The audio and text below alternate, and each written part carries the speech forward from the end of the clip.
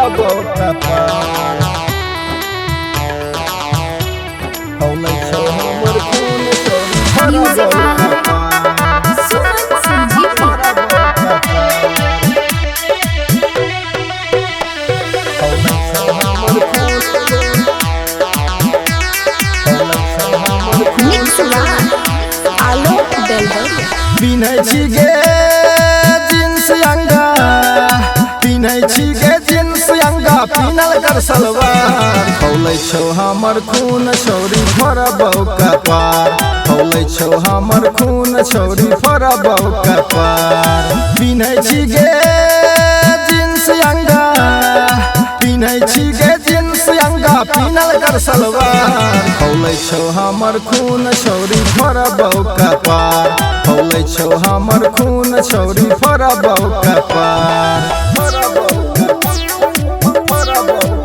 music by सुमन संजीवनी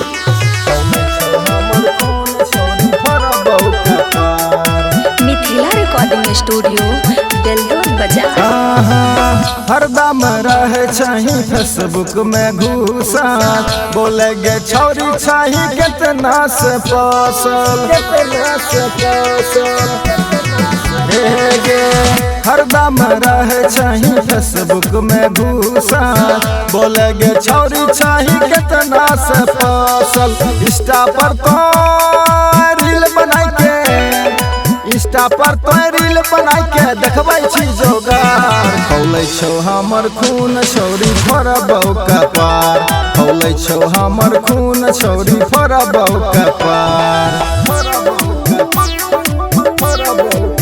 music by सुमन संजीवनी हौलै छौ हमर खून छौरी फरबौ कपार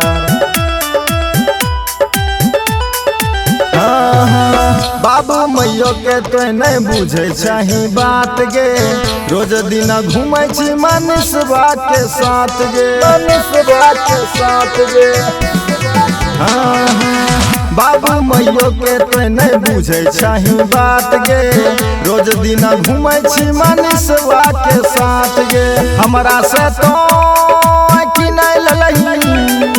नीतीशवा से सिकरी ललही बनाए लले रोजगार हौलै छौ हमर खून छौरी फरबौ कपार हौलै छौ हमर खून छौरी फरबौ कपार म्यूजिक बाय सुमन संजीवनी हौलै छौ हमर खून छौरी फरबौ कपार मिक्स वाह आलोक बेलवरिया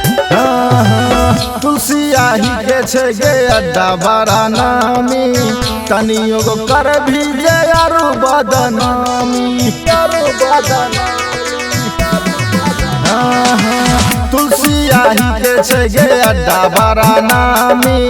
तनियो गो कर भी जे आरु बदनामी बुट्टी बुट्टी काट देबो